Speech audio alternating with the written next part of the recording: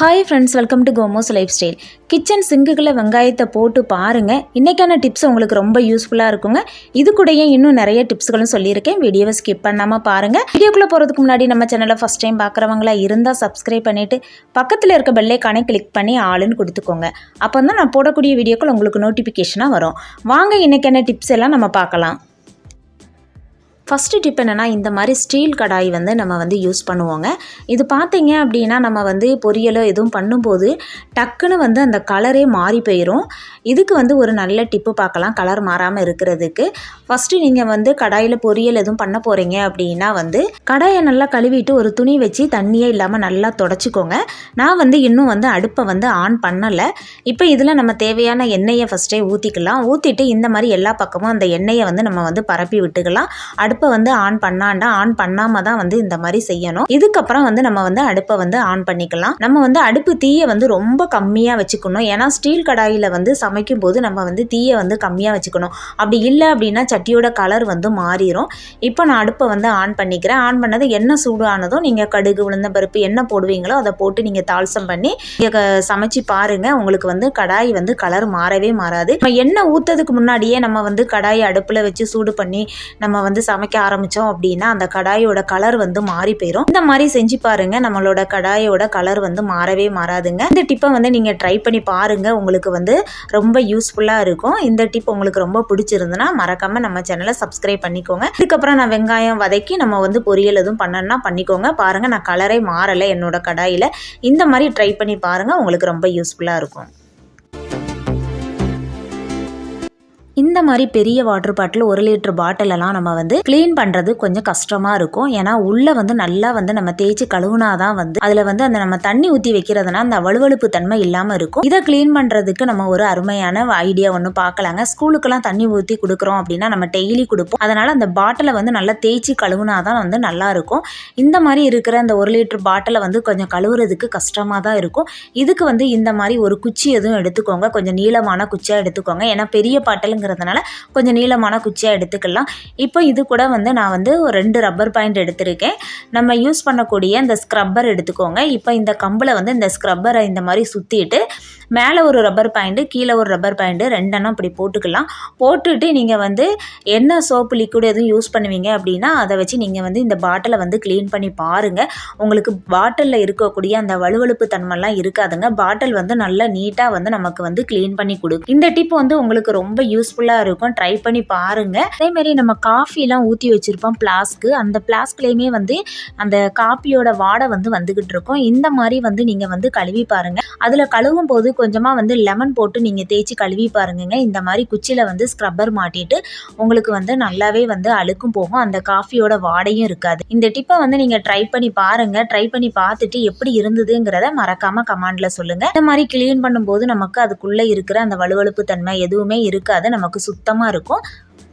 Kitchen single இருந்து தான் நமக்கு கரப்பாம்பூச்சிலாம் வருங்க. கரப்பாம்பூச்சி மட்டும் இல்லை, சில டைமில் மற்ற பூச்சிகளும் இருக்கும். அதேமாதிரி கிரவுண்ட் ஃப்ளோராக இருந்துச்சு அப்படின்னா இதுக்குள்ளே இருந்து நிறையா மற்ற பூச்சிகளுமே வர ஆரம்பிக்கும். டெய்லி நைட்டு நம்ம சமைச்சு முடிச்சுட்டு கிச்சன் சிங்கெல்லாம் நல்லா க்ளீன் பண்ணிவிட்டு தண்ணியே இல்லாமல் இந்த மாதிரி ஒரு துணி வச்சு நல்லா தொடச்சி எடுத்துக்கோங்க. தொடச்சி எடுத்துட்டு இந்த மாதிரி வெங்காயம் நம்ம சமைக்கும் போது கட் பண்ணி தூர போடுவோம் மேல் பாகத்தை. இந்த இதை தான் எடுத்திருக்கேங்க. இந்த மாதிரி கட் பண்ணி வச்சுருக்கதை நம்ம இந்த மாதிரி கிச்சன் சிங்குக்குள்ளே நீங்கள் நைட்டு தூங்கும்போது இந்த மாதிரி வச்சு விட்டுட்டீங்க அப்படின்னா கரப்பாம்பூச்சியும் வராது. அதே மாதிரி மற்ற பூச்சிகளுமே நமக்கு வராதுங்க. கரப்பாம்பூச்சி பார்த்தீங்க அப்படின்னா கிச்சன் சிங்குக்குள்ளே தான் இருந்து வரும். இந்த மாதிரி நீங்கள் டெய்லி நம்ம டெய்லி வெங்காயம் சமைக்க யூஸ் பண்ணுவோம். இந்த மாதிரி அந்த கட் பண்ணுற வெங்காயத்தை இந்த மாதிரி வச்சு இந்த மாதிரி க்ளோஸ் பண்ணி வச்சுட்டீங்க அப்படின்னா கரப்பாம்பூச்சியும் வராது, மற்ற பூச்சிகளும் வராது. நம்ம வீட்டில் அதிகமாக கரப்பாம்பூச்சி இருக்குது அப்படின்னா இந்த மாதிரி ட்ரை பண்ணி பாருங்கள். இந்த டிப் உங்களுக்கு ரொம்ப யூஸ்ஃபுல்லாக இருக்கும். யூஸ்ஃபுல்லாக இருந்தால் மறக்காம லைக் பண்ணிக்கோங்க. லெமன் நம்ம நிறையா வாங்கிட்டு ஸ்டோர் பண்ணி வச்சுருப்போம். இந்த லெமன் பார்த்திங்கன்னா கொஞ்சம் நாள் ஆகினதும் ஒரு மாதிரி வாட ஆரம்பிக்கும். அப்படி இல்லை அப்படின்னா அழுகிற மாதிரி ஆயிருங்க, காஞ்ச மாதிரியும் ஆயிரும். அப்படி எதுவும் ஆகக்கூடாது. நம்ம கடையிலேருந்து வாங்கிட்டு வர்ற மாதிரி ஃப்ரெஷ்ஷாக இருக்கணும் அப்படின்னா கொஞ்சமாக தேங்காய் எண்ணெய் எடுத்துக்கோங்க. தேங்காய் எண்ணெயை இப்படி தொட்டு லெமன் ஃபுல்லாக நல்லா அப்ளை பண்ணி வச்சு ஒரு பாக்ஸில் போட்டு ஸ்டோர் பண்ணி வச்சிட்டிங்க அப்படின்னா லெமன் காயவும் செய்யாது, அதே மாதிரி அழுகவும் செய்யாது. கண்டிப்பாக ட்ரை பண்ணி பாருங்கள். உங்களுக்கு ரொம்ப யூஸ்ஃபுல்லாக இருக்கும். நம்ம விளக்கு கம்மியாக இருக்குது அப்படின்னா வந்து லெமன் வந்து அதிகமாக வாங்கிட்டு வந்து ஸ்டோர் பண்ணி வைப்போம். அப்போ வந்து நீங்கள் இந்த டிப்பை வந்து ட்ரை பண்ணி பாருங்கள், உங்களுக்கு ரொம்ப யூஸ்ஃபுல்லாக இருக்கும். அடுத்த டிப்பு வந்து நம்ம வீட்டில் வந்து சிலிண்டர் வந்து வச்சுருப்போங்க. ஸ்டாண்ட் எதுவும் இல்லை அப்படின்னா வந்து நம்ம வந்து அப்படியே தரையில் வச்சுருப்போம். அந்த சிலிண்டரோட அந்த கரை பிடிச்சி அப்படியே நமக்கு வந்து ரொம்ப அழுக்காக இருக்கிற மாதிரி இருக்குங்க. க்ளீன் பண்ணுறதுக்கு ரொம்ப கஷ்டமாக இருக்கும். நீங்கள் வந்து ஸ்டாண்டு இல்லை அப்படின்னா வந்து இந்த மாதிரி மேட் எடுத்து போட்டுட்டு சிலிண்டரை வைங்க, நமக்கு அந்த கரை வந்து பிடிக்காது. அதே மாதிரி மேட்டை இந்த மாதிரி வந்து இழுத்துட்டு நம்ம மூவ் பண்ணிவிட்டு நம்ம வந்து க்ளீன் பண்ணுறதுக்கு ரொம்ப ஈஸியாக இருக்கும். அரிசி வந்து நம்ம வந்து மொத்தமாக வாங்கி ஸ்டோர் பண்ணி வைப்போம். இந்த அரிசி பார்த்தீங்க அப்படின்னா கொஞ்ச நாள் ஆயிடுச்சுது அப்படின்னா இதில் புழுவும் வண்டும் வர ஆரம்பிச்சிடும். அப்படி புழு வண்டு வரக்கூடாது அப்படின்னா வந்து ஒரு 5-6 கிராம்பு எடுத்துக்கோங்க. இது கூடயே ஒரு 3-4 துண்டு பட்டையும் எடுத்துக்கோங்க. இந்த மாதிரி அரிசியில் போட்டு கலந்து விட்டுட்டீங்க அப்படின்னா வந்து நமக்கு வந்து அரிசி எவ்வளோ நாள் இருந்தாலுமே வந்து கெட்டே போகாதுங்க. வண்டு புழு பூச்சி எதுவுமே வராது. கண்டிப்பாக ட்ரை பண்ணி பாருங்கள். சுகர் வந்து நம்ம வந்து நிறையா வாங்கி ஸ்டோர் பண்ணி வச்சுருப்போம்.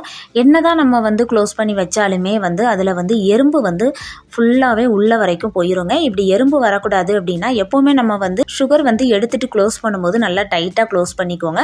அப்படி டைட்டாக க்ளோஸ் பண்ணியும் உங்களுக்கு எறும்பு வருது அப்படின்னா வந்து இந்த மாதிரி ஒரு 4-5 துண்டு கிராம்பு எடுத்து உள்ளே போட்டுட்டு நீங்கள் வந்து க்ளோஸ் பண்ணி பாருங்கள், எறும்பு எதுவுமே போகாதுங்க. இந்த கிராம்போட வாடைக்கு எறும்பு வராது. நம்ம எல்லார் வீட்லேயுமே வந்து மரம் இருக்குங்க. இந்த மரத்தை வந்து நம்ம வந்து எதுலையாச்சும் இப்படி சும்மா தொங்க போட்டோம் அப்படின்னா வந்து அது பொத்து பொத்துன்னு கீழே விழுந்துக்கிட்டே இருக்கும். இதுக்கு வந்து ஒரு நல்ல டிப்பு பார்க்கலாங்க. இந்த மரத்தில் பார்த்தீங்கன்னா 2 பக்கமும் இந்த மாதிரி வந்து ஓட்டை இருக்கும். இந்த மாதிரி ஹோல் இல்லை அப்படின்னா வந்து நீங்கள் வந்து ஒரு கம்பி எதுவும் சூடு பண்ணிவிட்டு இந்த மாதிரி 2 பக்கமும் நீங்கள் வந்து ஹோல் போட்டுக்கோங்க. இப்போ இந்த மாதிரி ஒரு நூல் எடுத்துருக்கிறேன். நூலோ இல்லைனா கயிறு எதுனாலும் எடுத்துக்கோங்க. எடுத்துட்டு 2 பக்கமும் இந்த மாதிரி கொடுத்து நீங்கள் வந்து முடிச்சு போட்டு வச்சுக்கோங்க. நமக்கு தொங்க போடுற மாதிரி இந்த மாதிரி முடிச்சு போட்டு நம்ம வச்சிட்டோம் அப்படின்னா வந்து எதுலையாச்சும் ஆணி எதுவும் இருந்ததுன்னா நம்ம வந்து அதில் வந்து தொங்க போட்டுக்கலாம். நமக்கு விழாது, நமக்கு எடுக்கிறதும் வந்து ரொம்ப ஈஸியாக இருக்கும். இப்போ முடிச்சு போட்டுட்டு இதை வந்து மீதி இருக்க நூலை நான் கட் பண்ணிவிட்டு இதை வந்து உங்களுக்கு எந்த இடத்துலையும் ஆணி எதுவும் இருந்ததுன்னா நீங்கள் தொங்க போட்டு பாருங்க, உங்களுக்கு வந்து எடுக்கிறதுக்கு ரொம்ப ஈஸியாக இருக்கும். கண்டிப்பாக வந்து இந்த டிப்பை வந்து ட்ரை பண்ணி பாருங்கள், உங்களுக்கு ரொம்ப யூஸ்ஃபுல்லாக இருக்கும். இந்த டிப் ரொம்ப யூஸ்ஃபுல்லாக இருந்ததா உங்கள் ஃப்ரெண்ட்ஸ் அண்ட் ஃபேமிலிக்கு ஷேர் பண்ணுங்கள். இன்றைக்கி பார்த்த எல்லா டிப்ஸுமே உங்களுக்கு ரொம்ப யூஸ்ஃபுல்லாக இருந்திருக்கும்னு நினைக்கிறேன்.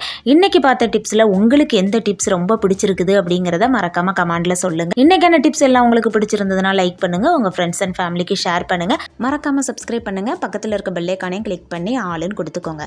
அப்போ தான் நான் போடக்கூடிய வீடியோக்கள் உங்களுக்கு நோட்டிஃபிகேஷனாக வரும். தேங்க்ஸ் ஃபார் வாட்சிங்.